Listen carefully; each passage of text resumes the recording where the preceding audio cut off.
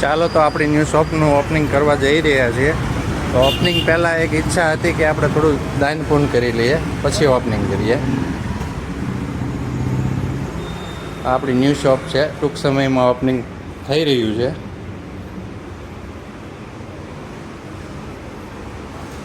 તો ટોસ ખારી વગેરે થોડું બનાવ્યું છે.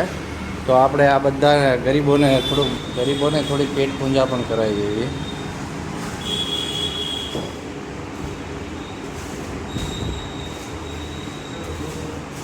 જે ખરીદી નથી શકતા તેની માટે આ સ્પેશિયલ બનાવ્યું છે અને એ લોકોને આજે આપણે ખવડાવશું.